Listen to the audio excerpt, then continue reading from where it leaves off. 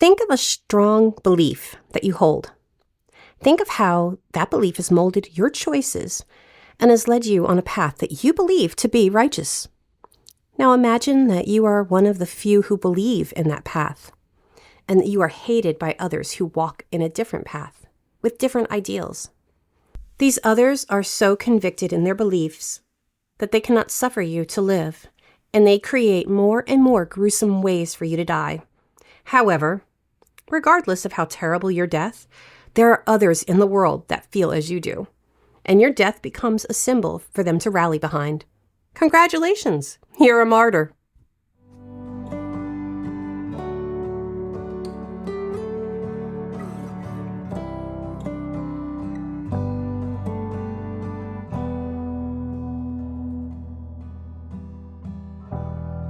I'm Michelle.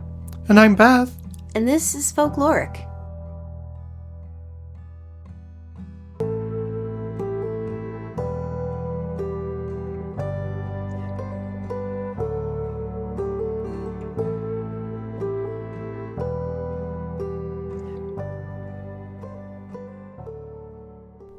So before we get into our martyrdom, I just wanted to apologize for us having to skip an episode last week. I have bronchitis, guys. Apparently, working in the cootie platoon that I work in, I am going to get all of the ick. And I can work with a weird voice, but I cannot when I am not able to sit up straight for very long, right, Beth? Yeah, you were kind of out of it, so. Okay, so let's dive into what a martyr is. So, martyrdom is a suffering or death of a person for a belief or cause, especially a religious one. And it can also refer to an act of sacrificing one's life for something of great value or for a principle. As a disclaimer, so whether you are a Christian, and you believe in the saints, or you appreciate what you consider to be a theological folklore, or you're just morbidly fascinated by all the things murdery and horrific, honestly, we can all agree that martyrdom is really a nasty bit of business. Yeah, and it's also not a specifically religious, nor is it a religious specific ideal. Yeah, and that was kind of why I stressed the belief aspect of it, because beliefs come in different flavors, and it's not just about religion. Mine comes in cherry. Mine is cinnamon vanilla. Oh, well, that's much complex. like my coffee. So let me get started with my first saint here. So we're going to start with our OG saint, Saint Stephen. He is believed to be the first of the martyrs, saints. He's mentioned in the Acts of the Apostles, and it's been assumed that that he was definitely a Hellenistic Jew, and that he converted out of frustration with his own Hellenistic Jewish people. So Stephen is stated to have been very full of faith and full of the Holy Spirit, and he performed many miracles among the people. He was known to go around to the other Hellenistic synagogues, and he would perform his teachings that he was learning, and he in his quote-unquote signs and wonders. He messed with the synagogue of the Libertines, the Cyrenians and the Alexandrians. He basically pissed off a lot of the Hellenistic Jewish synagogues. And because of that, he would challenge them all to debates. And then he would win. And then they would all be like, I don't understand. He's such a jerk, because he's just, why is he not following what we're trying to teach? So seen kind of as a heretic. True. So they became very pissed because of they felt like he was humiliating the Hellenistics. And yes, because once you have an established theology, you don't want anyone questioning your teachings. No. So anyone trying to adapt your teachings or to dispute what you're doing is going to have that adverse reaction. Yeah, and it's kind of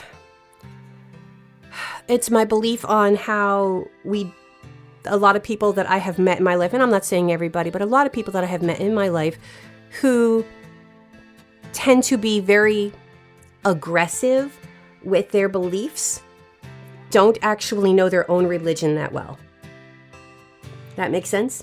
I think they established their religion through their rhetoric rather than through the actual teachings of whatever Messiah they may hold or book they may have. Yeah. They tend to self-interpret. And I myself find myself I'm intrigued by religion. So I tend to absorb a lot of information from all the different religions.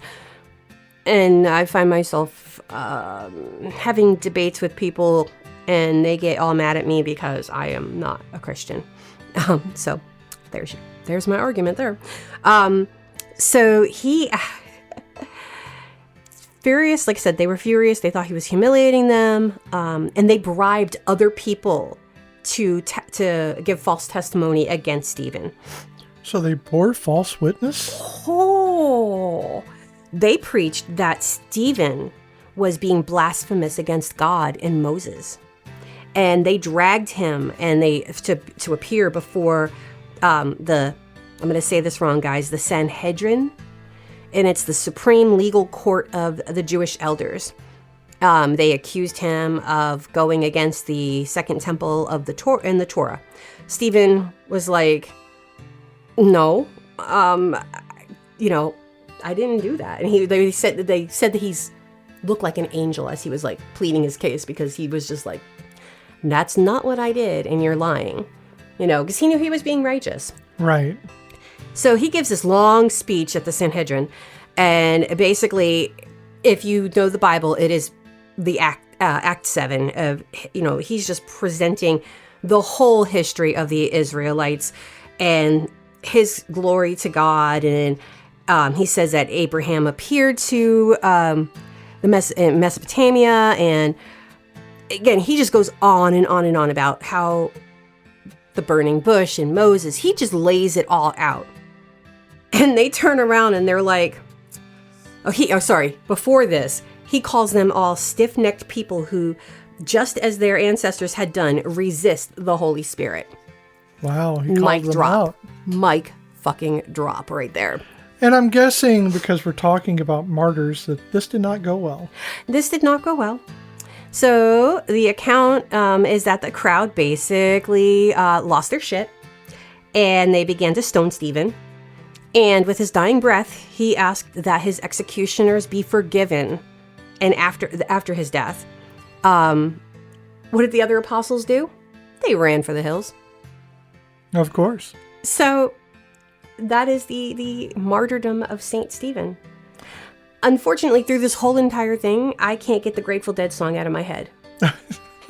And literally, I have had Saint Stephen with a rose, and I'm not sure if it's actually based about Saint Stephen. I don't know. Because I've listened to that song many, many times. That would be your expertise. But I've listened to it so many times, but then doing my research on Stephen, nothing seemed to coincide. There were no it could have just been loosely based or whatever. Maybe. I mean, so is the result of that martyrdom? What became of that martyrdom? He became a saint. I understand that. He became a saint, but did anything change? No. He became a saint, so did they forgive him? No. So the Hellenistic Jewish individuals, they did not forgive him. It was the Christians who he had converted to Judaism, not Hellenistic Judaism, which apparently was a branch in the two. And we know that the Hebrew Judaism goes off into Christianity, and the Hellenistic does not. Right. And I have attended a Masonic Jewish church, which is in itself oddly compelling. Yeah. But I think that with this, I was looking for, what changed? What did his martyrdom change theologically? Did it give rise to that branch, or? Well, I think with all of these saints, and this is going to be a recurring theme, that because I did saints, and I know you did not do saints, but all of my research is on saints. And what I'm finding is the recurring theme is they're not happy with this belief system, but the people who still believe in him, those are the ones who lauded. So they canonized him. They canonized him based on having this horrible because they believed in him, not necessarily those. Because they stuck to their convictions. Okay, gotcha. of that religion, as opposed to, I guess, admitting defeat and going back to the religion, or going to the other side of the coin, I guess. Sure. I mean, you can't. Going back or recanting your faith in those times could have been seen as heretical in itself. Oh, yeah. And I don't think it would have done any of them good. I think they still would have died horrifically. They just would not have been considered martyrs. Right. Okay. And again, it's dying for your belief. Yeah, I was just trying to figure out if there was like some, thing to learn from that martyrdom other than, you stick to your guns, I guess. Oh, yeah, yeah. And he presumably gave this eloquent speech because he was seen as an angel. Oh, yeah. Seen as an angel by his angelic. people. Yes, he had an angelic, countenance, Right. So he was righteous. Yes. In his rebuttal, so, yes. Now, Stephen is, to me, in the grand scheme of the saints that I discuss, his death was the most vanilla, per se. Stoned to death. He was stoned to death. That is old school Yes. retribution. Sure. Well, then we have Saint Sebastian. So, he did die at the hands of the archers, but that's not how he was killed.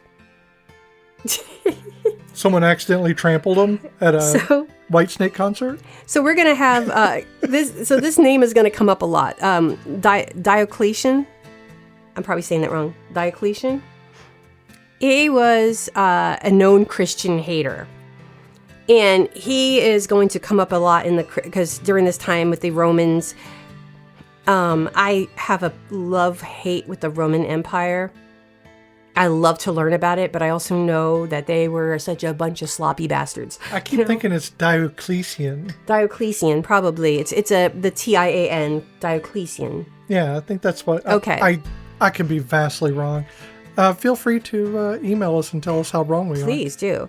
So Stephen was actually a member of the Praetorian Guard, and he was under Diocletian, and he was sentenced to death because he was trying to convert his fellow soldiers to Christianity.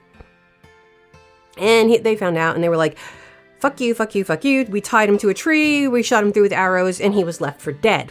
However, he was not dead. He was found by a woman, later to be known as Saint Irene, who was tortured by her father, drugged by a horse, placed in a heated oxen, those metal oxens, and finally was beheaded. Poor Saint Irene. And she nursed him back to health. Now So she was also done this way because she saved him. Well, because she also converted, and she was also right. She, with my research on her, she was spreading Christianity, and her father was like, "Fuck to the no." She destroyed all his idols. Oh, well, that'll get you. And then he had her killed, and he had her tortured. And there are multiple Saint Irenes. I'm going based on location that this is Saint Irene, because there's also one from, I want to say Prague, and also one from South America. I'm not really probably this one. Yeah, I'm not up on sainthood. There was a lot of but there are a lot of saints, I believe, and different countries have their own sets. Oh, yes. I think if you were to collect them all, you won Pokemon. You have super saint. So Sebastian, now keep in mind, he was shot through with arrows. Right. He was, now Irene took him in, she healed him up. Come on, Irene. Come on, Irene. So Sebastian, he subsequently took the chance to appear before Diocletian again. And the emperor was like, nah, have him clubbed to death. And he was beaten, and his body was dumped in a Roman sewer.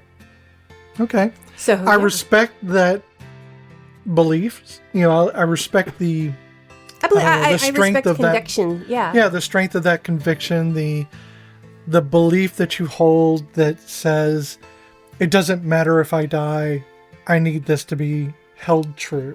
And that's another thing I've noticed with a lot of the saints, when they're martyred, they're like, I know in my heart of hearts that I am not in the wrong here.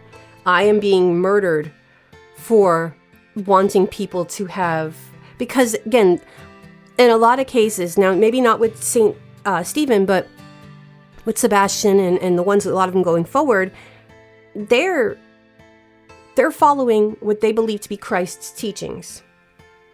And, even Stephen, Stephen was, because he was an apostle. So they're learning from Christ, and they're trying to follow his teachings. So there's that, be kind to others. There is that whole do for the poor, do for the, and they're being persecuted for this. Well, I see that, but I also see the fact that we are talking about something that is more than a religious aspect, but also definitely. A political aspect. Mm-hmm. Because when you start saying things like the teachings of Christ, other than what they said, this is how God wants us to be, Mm-hmm. then the followers of Christ come in and say, actually, it's different than that. And also, you should follow, the right path. And even though Christ said the law of the land is still the law you hold, it's not necessarily something that rulers want to hear, because they don't want to lose their power base. And a lot of these, kings and leaders, Mm-hmm. where they based their leadership in their religion. Oh, no, definitely. And one thing that I have noticed with this whole situation is that you have old world God meets new world God.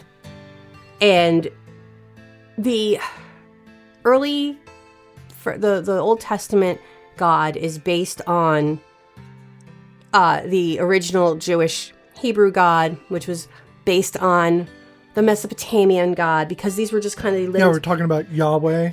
Well, actually, Baal. So Baal is actually... so even Baal. So Mesopotamian God, and Baal was an asshole.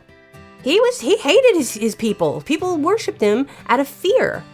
And then so we had that original in a lot of early religions that held on to that belief that our I call it hot stove religion, because you either do this or you get the hot stove. Exactly. It's going to we're going to lose a lot of listeners from this, but we're not. Probably. I'm not bashing Christianity. I'm doing a history lesson. Really, is what I'm trying to. I'm trying to show that I'm not bashing something I don't belong to. I understand it. I'm trying to just. I literally don't understand it, but I do understand the motivations politically and why those things may apply more deeply than the actual religion. Well, why don't you give us a couple of non-religious martyrs? Oh, are you done? Oh gosh, no. Oh, do you want me to give? I've got a some? lot of martyrs. They're Okay. little quick vignettes. No, I did more work on Stephen than anybody else, but Okay. yeah. Well, when we talk about martyrs, our minds usually go straight to the ancient, to people dying for specific religious faiths. But the modern world, especially in the 20th century, created a different, equally kind of martyrdom, the secular Yes. martyr. These are people that died not for a god, but for an idea, usually for justice or freedom, or for a political vision. And what's fascinating to me is that their deaths didn't end their movements. Mm-hmm. So their deaths became like the very fire that fueled the ultimate proof of their cause. And that's similar to a lot of the saints as well. Right. Yeah, and so even without the religious aspect, we have that kind of sacrifice. Yeah. The sacrifice of self for an idea or for a position that fuels other people's faith in whatever that may be. So I chose 5 figures whose final violent moments fundamentally reshaped the political landscape and whose legacies are still being fought over today. And I'll explore, how they died, the stories around those moments, and the dramatic and sometimes ironic ramifications of their sacrifices. Okay. So my first one is going to be the one that most people will pick out of a crowd very easily. And that's because it is, for me, someone who is prominent in my personal history. Mm-hmm. Because I grew up not 200 miles away. Mm-hmm. I was within an hour and a half away from Memphis, Tennessee. Yeah. And that is Martin Luther King Jr. And he's a man whose image has been so sanitized by history that we often forget that how radical he was. Yeah. In his final years. And he was seen as such a radical. And again, nowadays, that's such a passive. We have a lot of not just political and religious, but racial components that build this up to be a much bigger and more nuanced situation. By 1968, Martin Luther King Jr. had largely shifted his focus from winning legal fights over segregation, and that tells you it hasn't been that long since segregation's been an issue, to tackling massive systemic economic inequality in America. So he was launching the Poor People's Campaign, which was an effort to unite Black, white, Indigenous, and Latino workers to fight for real economic freedom. And you can guess how that threatened the established power structures. Oh, no, definitely. The mission took him, obviously, to Memphis to support the Black sanitation workers who were striking. And it put him squarely in opposition to that established economic order. Yes. And that was the nail to the proverbial coffin. Yeah. So on April 3rd, 1968, the night before he died, King delivered his famous Promised Land speech. I'll actually put it in the show notes as a link. It's chilling. He looks at the crowd and he tells them, I have seen the Promised Land. I will not try to say it like he does. I've seen the Promised Land. I may not get there with you, but I want you to know tonight that we as a people will get to the Promised Land. It was deeply prophetic in that moment, and it was almost as if he understood his fate. I think a lot of martyrs may actually they may realize I've hit that point of no return. They don't know they're going to be martyrs, but they know that their time is limited. Yeah, that they have gone too far, and not in a bad way, because obviously he made changes and he wanted to make changes, and he was willing to die for his cause. But that conscious moment of knowing, this is where I'm going to die. This is the hill I am dying on. Sure. And that's got to be overwhelming. So the next day, on April 4th at 6:01 p.m., a sniper's bullet hit him as he stood on the second floor balcony of the Lorraine Motel, which is no longer there. The accused killer was James Earl Ray, who was an escaped convict. But the irony is, King was the champion of nonviolence, achieved his final great legislative victory because of the violence that followed his death. I know. Isn't that sad? Yeah, his assassination had triggered these massive riots in over 100 cities across the country. President Lyndon B. Johnson used the resulting national crisis and the fear of continued unrest to pressure a reluctant Congress just one day after King's funeral. The Civil Rights Act of 1968, the Fair Housing Act, was passed, prohibiting discrimination in housing. The law was coerced by the riots, making King's legacy a monument built on the fear of non-peace. It is a tragic irony. Yeah. It is not a laughable irony. It is definitely a tragic irony that violence is what it took to see what was an obvious truth. Oh, yeah. And sometimes... I think that's why I get so frustrated with our current situation in our country and how people are like, violence is not the answer, and these riots are just a bunch of animals out there acting like animals. And it's like, oh, have you never picked up a history book? Have you never heard all of the major changes in our country actually ended up happening because of rioting and violence? Right. I mean, literally what our country became a country from was a flipping war. The monumental act of violence is war. Sure. And you think that just sitting on your ass and hopes and you know, well, I mean, thoughts and prayers is going to fix everything? There is the saying or the proverb of through war, peace. And does it need to be that way? No, it does not. No. But you can't make everyone agree with you. And unfortunately, the people in power usually will not agree with the people who are powerless. Exactly. And in order for powerless people to gain power or to gain the ability to have their own autonomy, violence is often necessary. Mm-hmm. It's unfortunate, but that's because the people in power refuse to cede power. Oh, yeah. They don't recognize the power of, cliche of the power of the people until the people have threatened their power. Sure.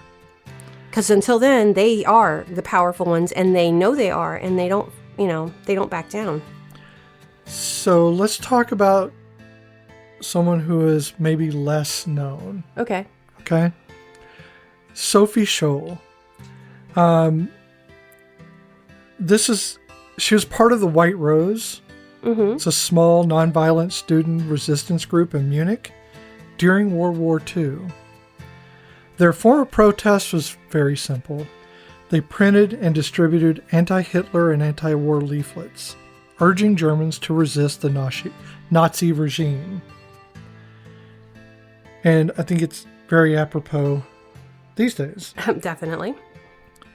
In February 1943, Sophie, her brother Hans, and Christoph Probst were caught distributing their 6th leaflet in the atrium of the University of Munich, where you would expect that thing to happen. Mm-hmm.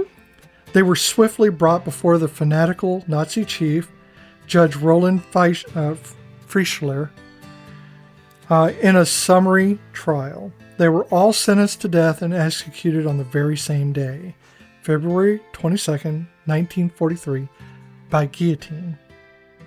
And that is a horrific death.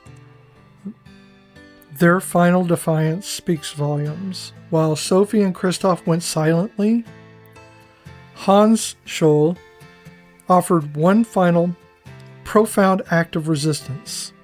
As the blade fell, he yelled out, "Long live freedom." Wow. That was his final words. And knowing that the guillotine is coming down, that's got to be timed. It was his last act. I mean, that's just... last act of defiance is not defiance, I don't even think. It was his... It's almost like a plea, but not really a plea because he's just saying this is it, Again, it's knowing you are going for your belief. And it was a shout of his intent. Yeah. It was his final spell cast. Yeah. It was his way of trying to say you have to fight for your freedom. Definitely. The immediate impact on the Nazi war machine was zero. Nothing. But after the war, the White Rose, and particularly Sophie Scholl, became the essential moral counter-narrative for post-war Germany. They proved that not all Germans were complicit, providing a foundational source for moral strength, which was badly needed. Her death, though politically defeated in the moment, was a necessary act of moral witnesses that allowed a new democratic Germany to define itself as a nation that could indeed resist tyranny. And that's, for the German people, I think having that to somebody to rally behind, because I think we always need to have that rallying person. Again, Martin Luther King. He's a person to rally behind. it's a shame that these people have to die to become this. But they are that focus. That's the strength that maybe somebody may not have, but they... Understanding psychology of a human is deep and twisted and turning, but sometimes we can't believe in ourselves, but it's so much easier to believe in someone else. And having those people to focus on is again, which much like the saints as well, people need that. They need that person to, again, this is a horrifying way to have that person there, but... It's leadership. Mm-hmm. You have those who are leaders who are martyred, who can affect change almost immediately through the ramifications of their death. But then you have simple people, a student.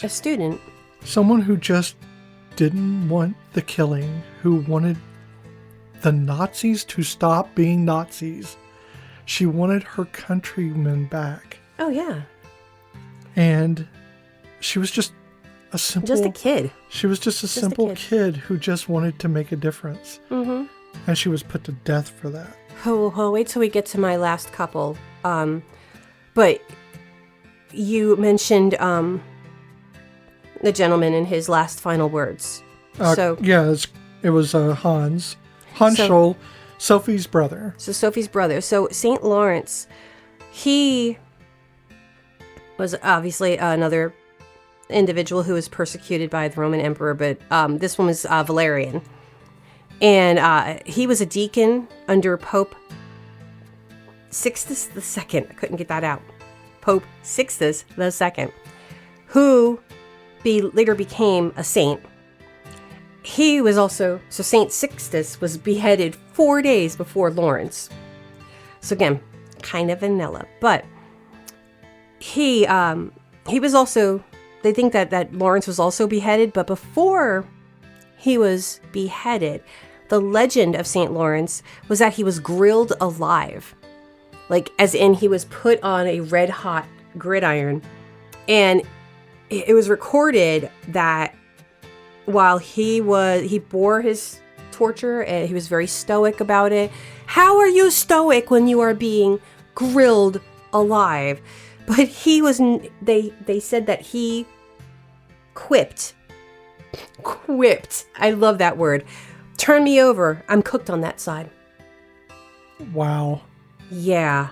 That's some real endurance, because I don't think I could manage that.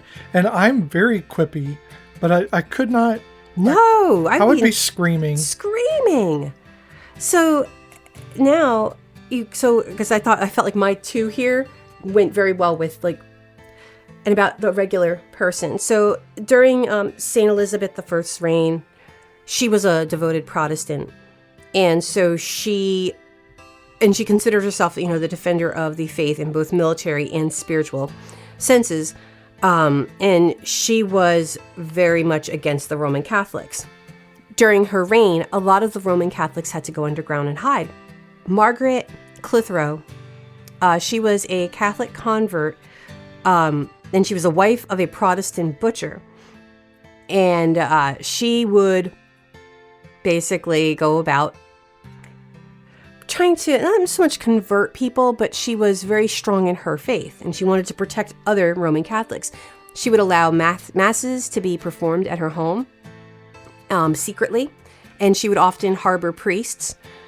She was noticed, though, when a law was instituted in 1583 that imposed the death penalty for such crimes. That's when all of a sudden people were like, oh shit, look what she's doing over there. Yeah, so now suddenly all eyes are on her. Exactly. And her sentence was to be pressed to death. They pressed her on her back over sharp stones with a door on top of her that was then topped with an 800-pound weight. And it took 15 minutes for her to die. Yeah, that's horrifying. Isn't it?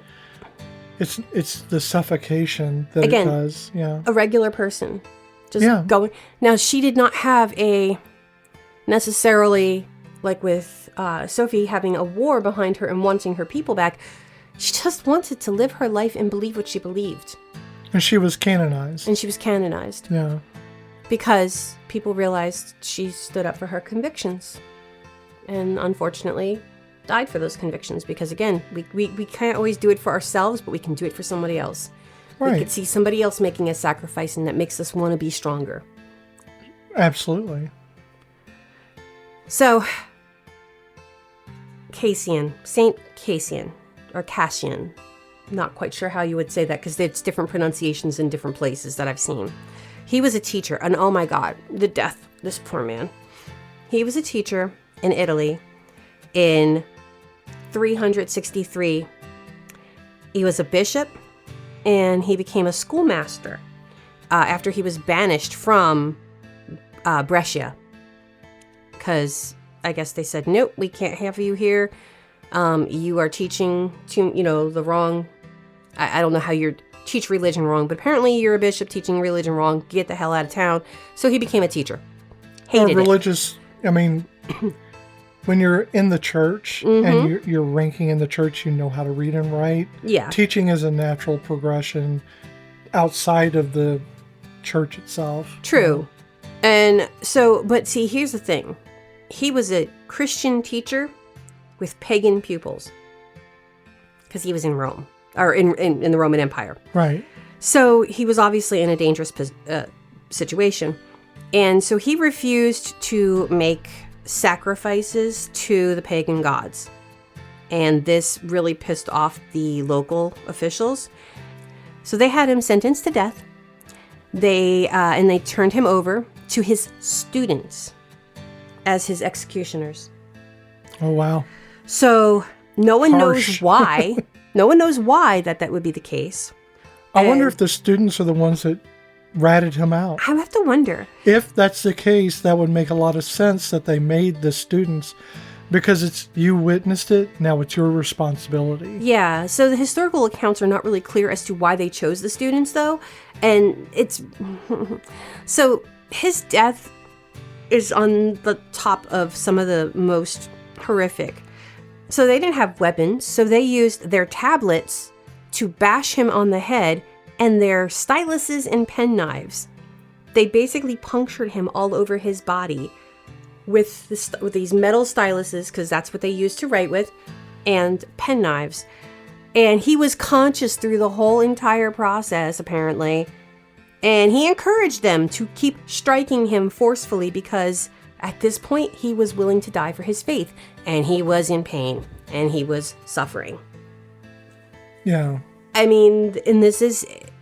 He was... And like everything was like... And keep in mind, these are heavy clay tablets we're talking about, so... And again, this is ancient history that was written and written and written. So we don't always have 100%... Like, you have a lot more modern history, and these are very, very ancient history. Yeah, absolutely. Now, with Miss Margaret Clitheroe, I don't doubt that happened. Because Queen Elizabeth I, that's a bit more modern-ish. Instead of the Roman Empire level. So these accounts may not be true. They could be embellishments, of course. Definitely embellishments. But also, though, what sick-minded individual came up with these things? If these are embellished.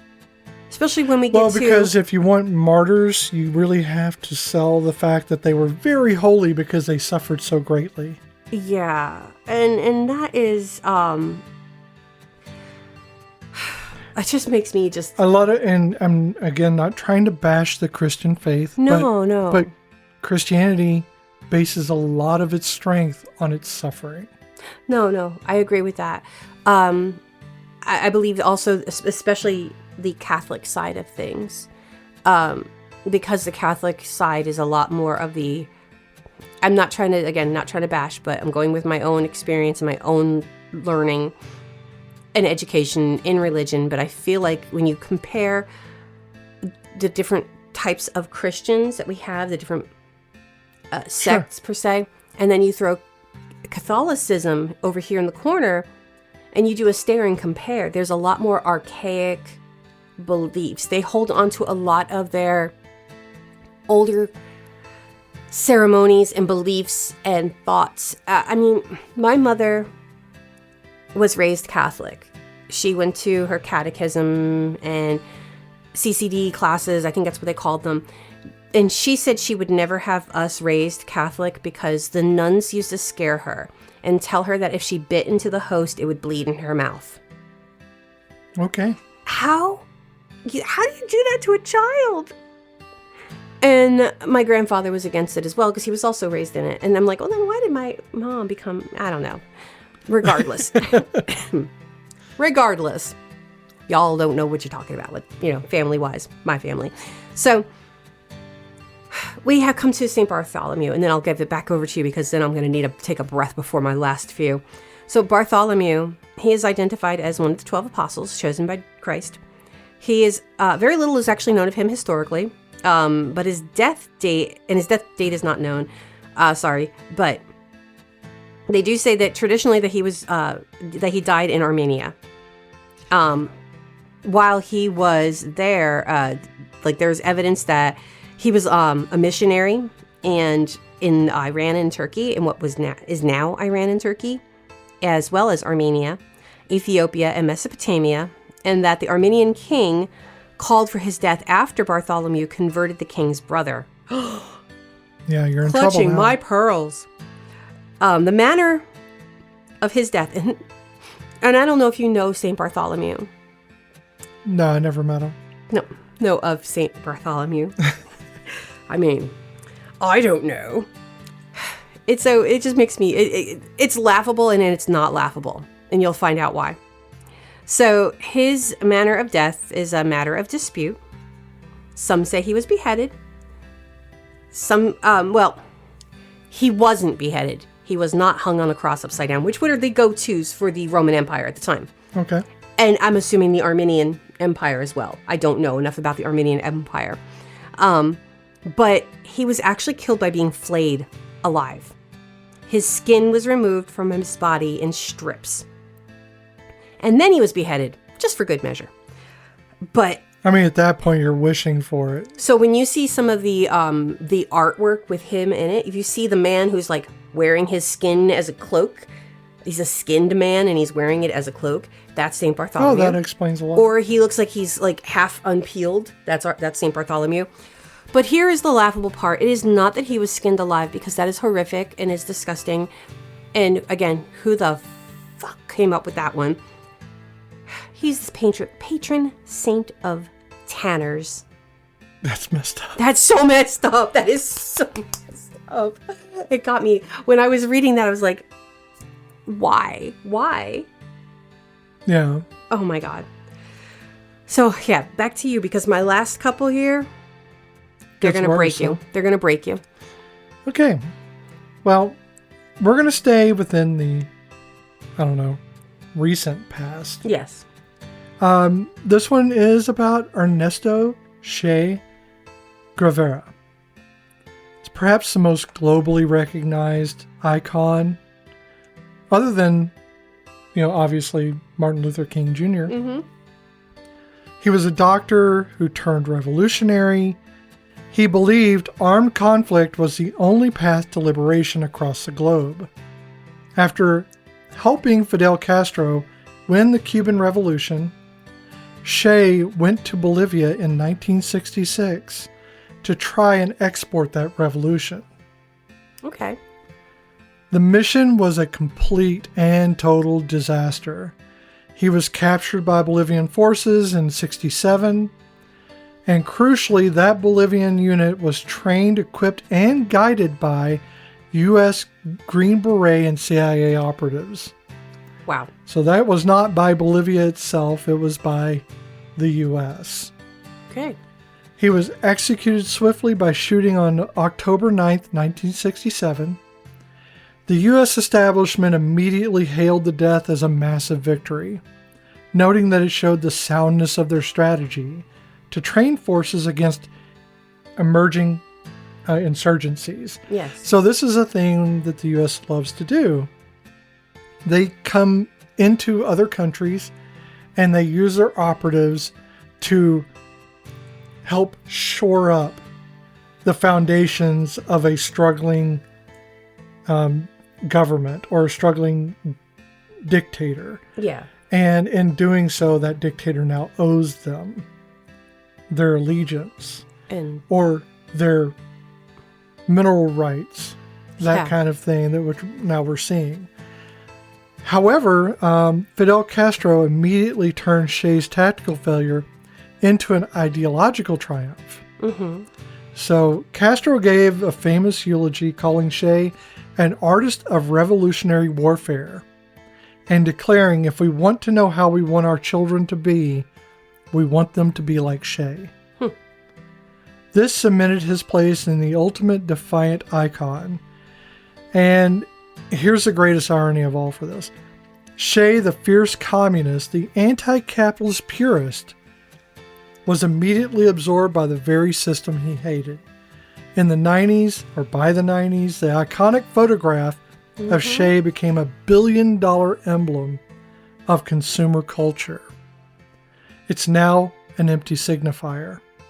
On Converse ads, perfume commercials, on t-shirts worn by people who have no idea what his communism actually stood for. It is heartbreaking. Oh, yeah. Although I don't agree with everything that Che did. Yeah. And I don't necessarily think that all war is good and that you can only find triumph through war. No. Because I've actually been in one and it's not romantic to me. But I respect the hell out of the fact that he was trying to push the idea to people and trying to bring hope to those who were already under the thumb of others. Yeah. Now, he wasn't, Fidel Castro wasn't a righteous person. No. Okay? He had his own issues. He obviously, held people under his thumb. But the U.S. is no better in that. For all their democracy, for all their talk of democracy, they spend a lot of time, energy, and military and CIA operatives, their lives, their time, to squash down other types of governments or other types of ideologies. Yeah. All to bulk up their own ideas of democracy, which are ultimately shown that they're just more white supremacist than anything else.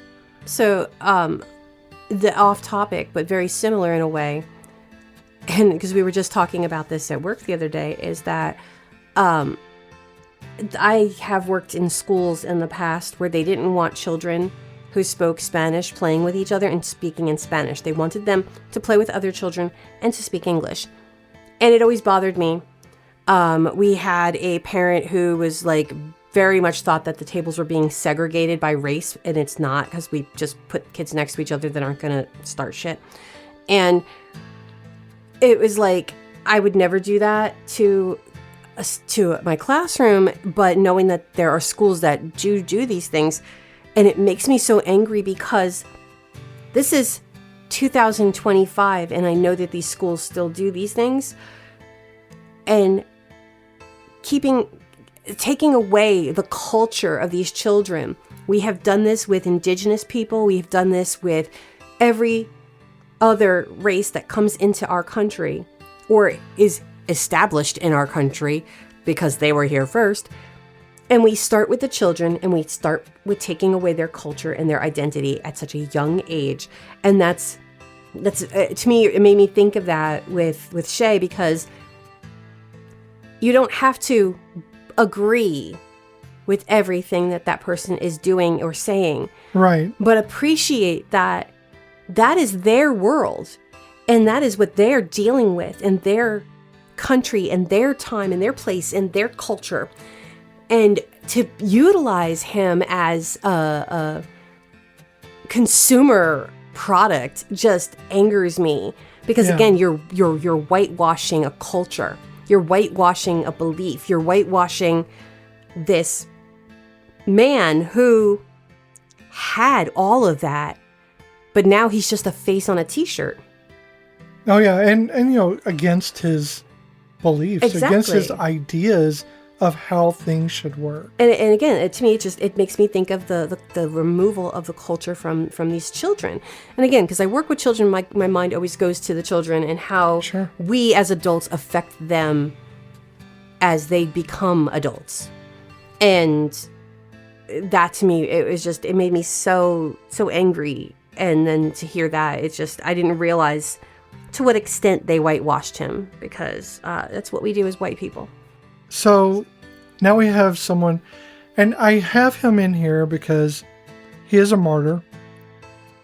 He did not die as a martyr. He died and then he was made into a martyr. Mm-hmm. He was not standing for anything on that specific day. It wasn't a speech he gave, or he just happened to be in the office that day. Okay. Harvey Milk. In the late 1970s, as the LGBTQ movement was finding its political voice, Harvey was its champion in San Francisco's Castro district, which is kind of funny. Milk's philosophy was all about visibility. He believed that the more gay people who came out of the closet, the more their families, friends, and colleagues would support equal right protections. And he was not wrong. I don't believe he was wrong, because I firmly believe that gay, lesbian, bisexual, trans people should be out. They don't always have the capacity to, but they should be, because the more that come out, the less they can be gainsayed, because you have protection in population. Exactly. And I think that also when it's at that it's like reverse exposure therapy. So where they're trying to basically get rid of the gay by exposing them to heterosexual imagery. Having gay and anybody on the spectrum, LGBTQ plus spectrum, out and about, and the more people, the more the merrier, y'all, because we are all welcome in this, right? In this rainbow flag. But the more people out there in exposing people to it, I think that becomes more of a numbing factor. So sometimes I forget that the rest of the world isn't as rainbow as we are. So sometimes I come into new situations and I will just be talking to people and I'll be like, oh yeah, well, my wife and da-da-da-da. And sometimes people don't even blink. They don't even think about it. And then there's the people who give you the double take. Now, I had one a couple weeks back, and they were like, did I hear you correctly? And I was like, wait, my wife? And then they gave me a high five, because that was a really cool person. Because they were like, I heard you correctly, and they high-fived me. But sometimes you get the shit for that.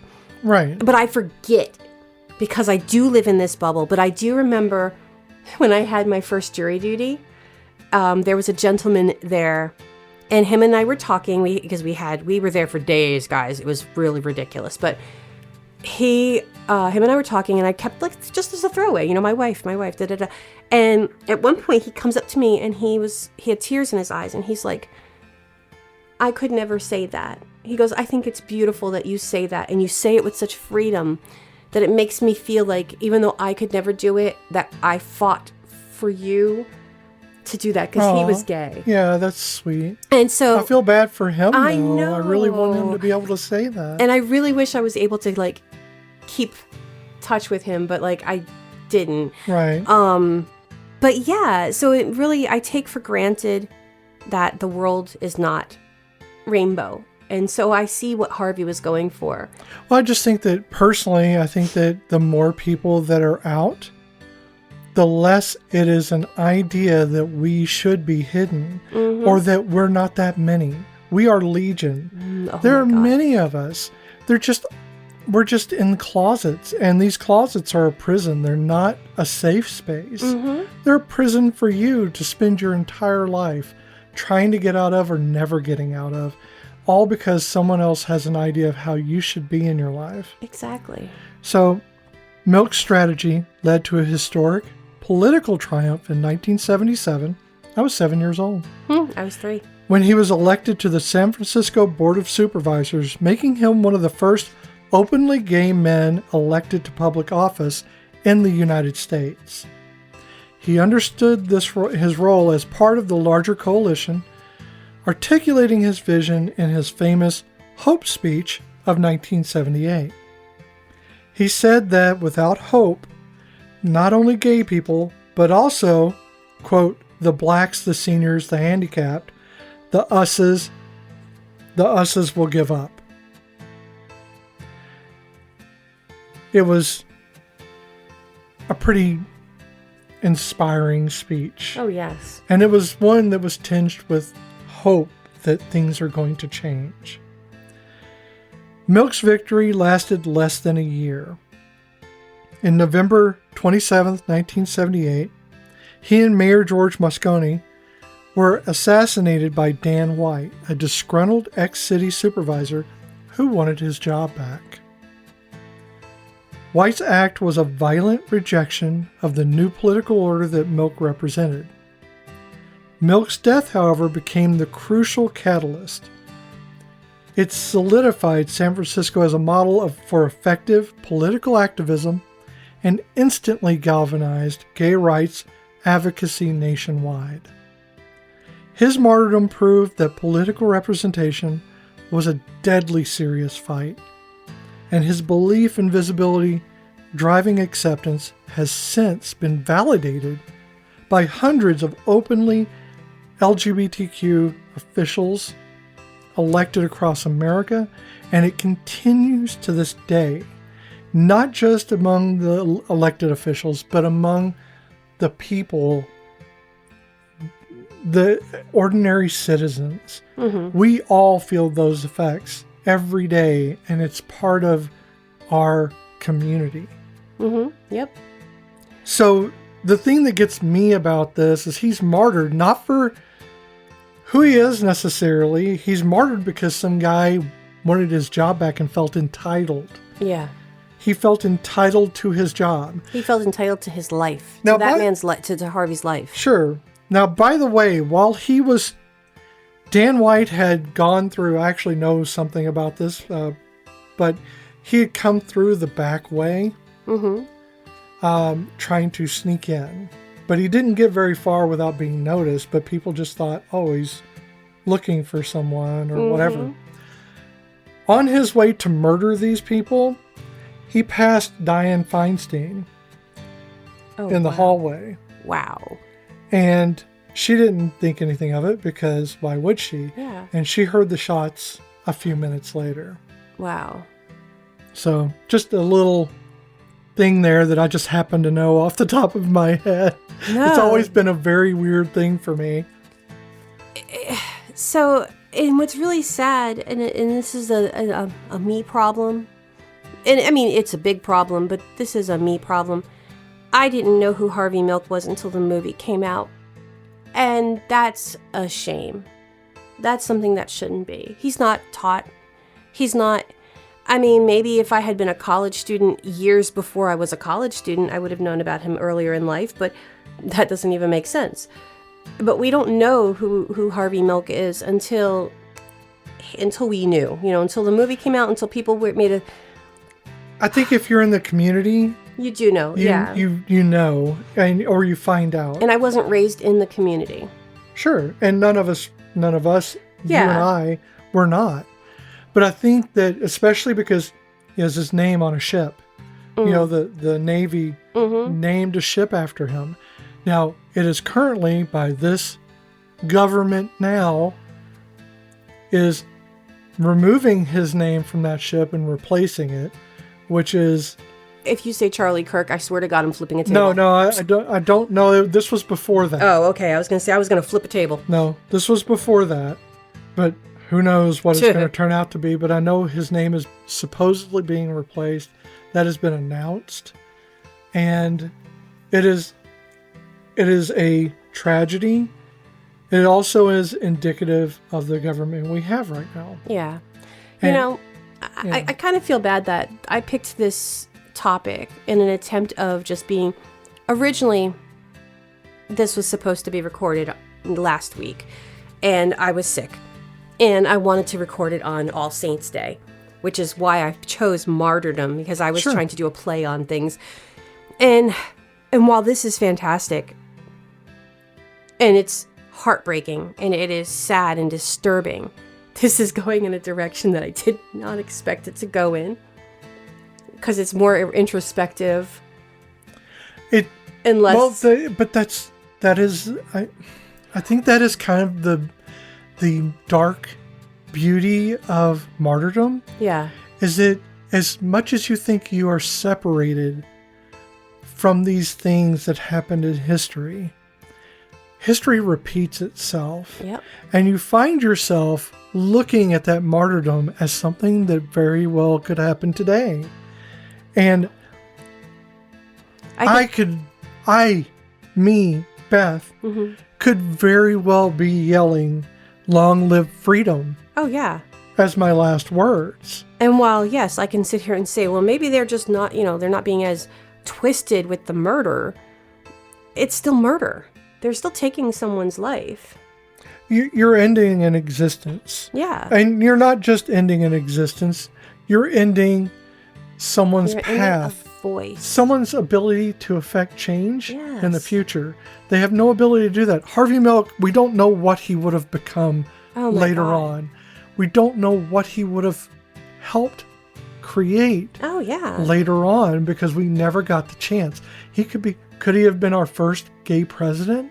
Who knows? We don't know, because we'll never get that chance now. Yeah, the path was cut off by somebody who felt entitled to their life, to that person's life. Sure. And it comes back to that damn word, entitlement, which gets me on my pedestal of anger so many times. We are so entitled. As a whole, humanity feels it is entitled to the rights of other people's lives, when really you should just mind your fucking business. Well, Martin Luther King Jr., we don't know what path he would have led. Oh, God. After Memphis, now, the big change in his death was that we had all this uprising. We had these riots, which was against what he wanted. Oh, definitely. And it was a victory in a way, but who knows how much more deeply and much more effective he would have led the racial changes in this country. Maybe we would not be where we are now, because it would have been more nuanced than just, we have to fight for our rights. Oh, yeah. Changing the hearts and minds of your enemies, I think, is more important than killing them. I think if you can change how they see you, which is why I think being visible matters, because if they know me, if they can see me and understand me and talk to me, they see me as a person. Yep. They see me as a human being, and they know that I have the same troubles they do. I have the same issues they do. I have to pay insurance just like everyone else. Then you dispel a lot of their fears, and most of this, almost all of supremacist ideologies, the things that people are afraid of are based in their fears. So you're shining a light on the boogeyman and letting them realize that the boogeyman is actually just a coat on a chair. Right, exactly. Like you're showing them every other chair. You're showing them by example the stark reality of their fears being illogical. And then the fear leads to hate, and then the hate leads to murder. Yeah, this is a lot like a Jedi thing. Yeah, sure. Really though. So my last two, I wanted to end with these two young ladies because, and I'm saying young ladies, but I will change that in a minute. Eulalia, Saint Eulalia. She was born to a noble family in 290 AD, and she lived in what is now modern-day Barcelona. She lived near there. She's described by the Christian author Prudentius as being a very serious and stoic child who was quiet, didn't really enjoy having fun or making friends. She was really a bit of a loner. Introvert. I would say she was. I hate those words. No, I'm not trying to call her. I'm thinking. I'm not trying to call her out, but I feel so autistically drawn to her. I was going to say, I see autism. I see shy, introvert. Nothing wrong with that. She knew that she was never going to marry. And so she vowed that she was going to die a virgin. Okay, that was her dying vow to herself. This is my life. This is what I want to do. Her mom, knowing that her daughter was heavily invested in Christianity, she tried to hide her from the public eye. And Eulalia was trying to, like, you know, she wants to be out and she wants to see things, but she's also, you know, willing to hide. Mom's trying to hide her from that asshole, Diocletian. Diocletian. Diocletian?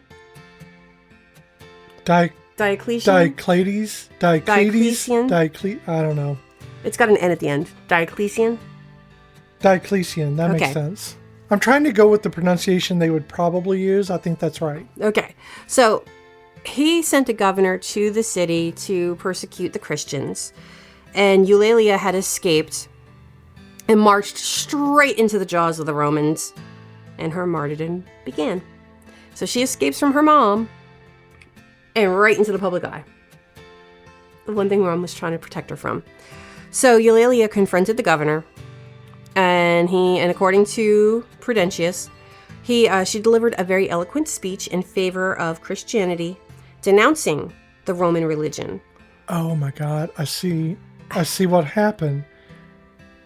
Autism. So if you're and focus. One of the things about autism is this belief.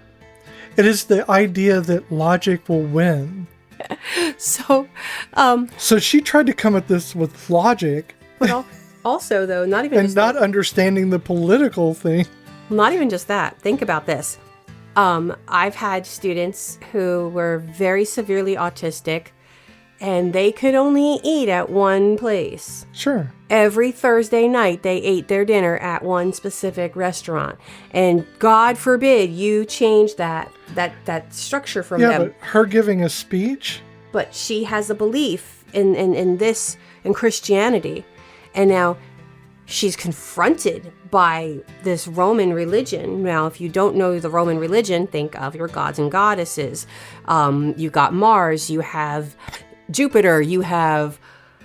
I'm better with the Greek gods than I am with the Roman gods, even though they are the same. Yeah, just rename them. Yeah, basically. You'll be fine. So she's confronted with this monotheism. Not monotheism. Is it? No, it's monotheism is one, right? Yes. Okay, so whatever multiple theisms. Pantheon of gods. And it's probably upsetting her sensibility of what she's thinking. This is how it's supposed to be. And y'all are fucking it up in my head, okay? So she goes and she confronts him. And she delivers this very elegant speech. And despite her best efforts, because, you know, talking shit about their religion, they decided to, no, they're going to persecute her. And they get so pissed at her that they just proclaim all these different tortures that they're going to throw at her. So they were going to heap tortures upon her. And they said, so this is Diocletian and the governors said, that they were going to have her limbs be torn from her body slowly by animals, and that she would be burned until she suffocated, and then she would be beheaded. However, what actually happened was they put metal hooks into her body, like 2 executioners, to strip away her flesh, cutting straight into her bone. They set her breasts on fire and watched as she was engulfed in flame. And while her whole body was burning, she was suffocating because she was breathing in the fire. Now, there are other accounts that say that she was imprisoned in a tiny cell where she was whipped and then and tortured. And then after that, they said that she was burned or forced to walk on burning embers, and that her wounds were then rubbed with rough hot stones, and that her breasts were cut off. Either way, whichever version of her death, A, overkill, B, what the fuck, okay? But it's not over yet. She was apparently locked in a box full of fleas, and afterwards rolled down a hill naked in a barrel full of knives, swords, and broken glass. And she was enduring... After they killed her? These are multiple. Sorry, there are multiple. Okay. My bad. So after enduring all of this, supposedly she was then crucified and eventually then decapitated. Some accounts also say that she was crucified while hanging, and while her body was hanging there, she was then beaten, whipped, burned, lacerated, all from the position of being on a cross. So there's not one specific version of her death, multiple versions of her death, but they're all horrific and overkill to a certain... I noticed there's a theme as well, is they not only wanted her to die horribly, they also wanted to remove her womanhood. So, I'm going to get to that in a second. Oh, sorry. No, you're on it. You're on it. So then there's Saint Agnes. So Saint Agnes was born in 291, which is, I think, a year after Eulalia. She is, like most female martyrs, Agnes was supposedly very beautiful. I did not write that down for all the other ones, but when I got to Agnes, I went, yeah, every single one of my research things said how beautiful they were. So keep that in mind. So she had a plethora of young suitors, and they were really just wanting her to marry her. But she was a staunch Christian, and she had vowed virginity for life. So she rejected all of these suitors. She didn't want to get married. She wanted to devote herself to her beliefs. Sure. And she should be allowed to do this. So every man, they came and they attempted to woo her. She's another victim of that bastard, Diocletian. So it's the Diocletian persecutions, but it's also known as the Great Persecutions. Her being a Christian at the time was fairly risky, you think. And it was even made riskier by all these bruised egos. Sure. From all these men.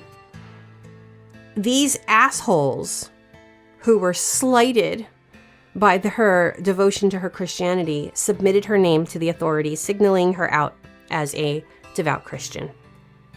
Like Eulalia, Agnes was brought before a tribunal of sorts and asked by the Roman authorities to reject Christ. But Agnes was very, very strong in her faith. Following her verbal rejection of the Roman religion, the prefect in charge ordered that she be dragged through the streets naked and placed in a brothel, the intention being that she be raped by her suitors and that she had rejected. However, before they could rape her, and this is where it gets a little weird, guys, the story states that her hair grew very long and covered her whole body. And it shielded her body from the hands and eyes of those who would have hurt her. One of the suitors who was trying to touch her or he was blinded by the hair. I guess the hair poked him and blinded him. So then they were all pissed off because of these failed attempts to rape her.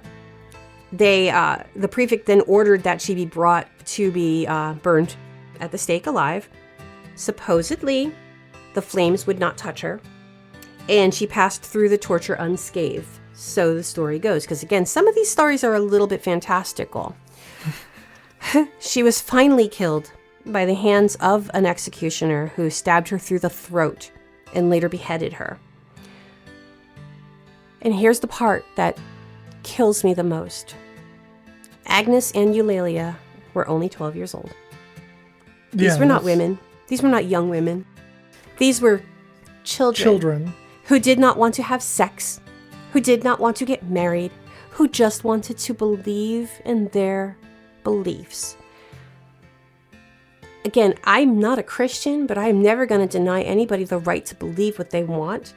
And that's all these kids wanted to do. They wanted to follow in the footsteps of somebody who they thought... They were children. They didn't want to have sex. They didn't want to have sex. Who would ask someone for sex at that age? And you can't say, well, in the Roman times, that's bullshit too, because they lived as long as they lived, and no one was having sex with children.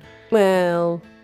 That was a decent person. I mean, there was the whole young boys thing. Sure, but no one was having sex with children that was a decent person. Yeah, exactly. And so you're seeing that you saw the pattern. They were trying to... We'll also see that in the last martyrdom is that they went fantastical because for damn well they raped her. Yeah, that somebody succeeded. So in a way to keep her innocence, probably in storytelling. Sure, but they raped her and then they killed her, and that is likely the true story, and they went fantastical to keep this from being another horrifying ending. It is a proof of their faith or something. I'm sorry, being stabbed in the throat and beheaded is still pretty damn horrifying, but you're right. It's this...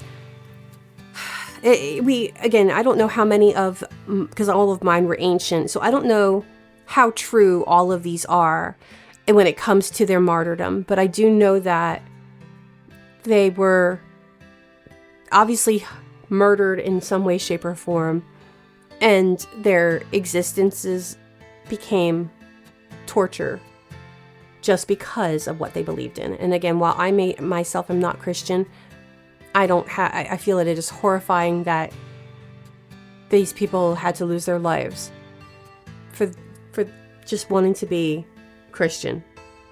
Sure. For wanting to exist. For wanting to exist and to believe what they think is righteous. To have a religion that is based on morality. Because that's one thing that's always, well, you're not a Christian, then I'm not sure how you're moral, blah, blah, blah. We get this in modern times.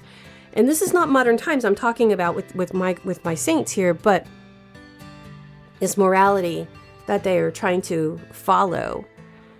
And just knowing and seeing, I know, and I'm talking in circles right now, but to me, it's just the hypocrisy that I see, and how modern times we are once again being very hypocritical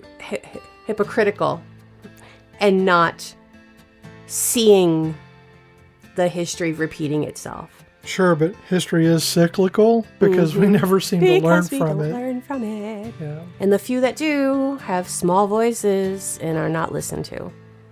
So my final martyr is Thomas Sankara. He's a Pan-African military officer who came to power in Upper Volta in 1983. He immediately renamed the country to Burkina Faso. The land of upright men is what that means. Sankara launched a radical socialist experiment, nationalizing land, challenging post-colonial debt, refusing foreign aid, and implementing massive vaccination programs. Wow. Sounds horrifying, right? I know. What a jerk. He became known as the African Che Guevara. Sankara's radical anti-corruption policies created a lot of friction with the elite, obviously, especially within his own government, including his close friend, who is Blaise Compaoré. I'm probably saying that wrong. That internal conflict proved fatal. As on October 15th, 1987, Compaoré led a coup that resulted in Sankara's ambush and execution. Before he was killed, Sankara allegedly told his collaborators in a final act of shielding them to hold on, I am the one they are mad with. Aww. So the assassination violently ended one of Africa's most promising socialist experiments. Compaoré immediately reversed Sankara's policies, embracing the conservative elites. What followed was a 27-year campaign by Compaoré to actively tarnish his memory and minimize his legacy. But Compaoré's attempts at erasure failed completely. Sankara's vision outlived his assassin's power. Today, his image, integrity, and anti-corruption stance fuel contemporary American youth movements. making him a foundational hero across the continent. And again, it's horrifying that these people have to die, but heartening to know that they can still be remembered by the youth. I mean, with friends like Campore, I mean, you don't need enemies. He definitely was one. Yeah, I mean, the 5 figures that I picked, they're political martyrdom. The death is not the finish line. Yeah. It just wasn't. It was the starting gun for their legacies. No one in this lineup that I've put down, even a simple girl who just was a student, they've all become the ideals by which we measure our honesty and integrity in the moment. Yeah. So when it's time to stand up, do you stand up? And these people did. Whether they were killed in the act of, I don't know, just going through their work day, they were killed and then something sprang from that. They planted the seeds which grew later on. Oh, yeah. It's almost phoenix-like. Sure. Rising from the ashes. I mean, and you could see with mine that it started out, I was literally trying to go for the morbid aspect of these weird and messed up deaths, and then I ended up getting very, like, emotionally invested when I realized the ages of these girls, and it was like, and knowing that, I mean, why? I don't... It's the evil that men do. I mean, we human beings are so flawed, and we have, as much as I want the Star Trek ideal, we're not ready for that, in which we are compassionate, forward-thinking, and our ideals are being met by our actions. As much as I want that, I know that we are so hopelessly flawed and that we should be working for enlightenment, for greater understanding and greater empathy. That only seems to fuel others' need to regress. And to suppress it. Sure. And those are the people that will create the martyrs. Yep. Those are the people that will create martyrs out of the people who want change, who want to do good for the people, for themselves, for the people they love. And they will be vilified and they will be hunted. And those who are in power will claim victimhood while they destroy those around them. And that's something that we're seeing now. And I'm not trying to get political, but it's I know. Inherently life is political. Well, and again, martyrs, go figure. Yeah. But I think it's important to understand our place in history now. All of these people had their places in history. Oh, yeah. So where you stand now, do you stand as a righteous person, whether it be in your political or your religious views? Do you stand as a righteous person before others? Are you the person that you want to be? And can you change not just yourself, but those around you to be better than what they are? Martyrdom should not be the end of anything. No. It should be the beginning of your understanding. It should be the beginning of your fight. And if you cannot rise to the occasion, you need to stand aside and let others be there. Also, maybe don't kill people for their beliefs. And then we won't need a martyr. Just everybody stand up. Preferably, yes. And fight for what's right. Well, this definitely did not go in the folkloric frame of where I was intending it to go. So maybe we have to do a cryptid or something next time, just to make it back to where we were. I'll see what I decide. Yeah, because it's your game next time. I'm sorry, guys. I got to stop picking some duds. Because it's not a dud. Not a dud, but it's not where I was going with it. I think there is folklore in this. the religious things that you've brought. I brought a lot of realistic, historical moments that happened so recently in the past. They're understandable on a level of, well, we know this happened because it was documented.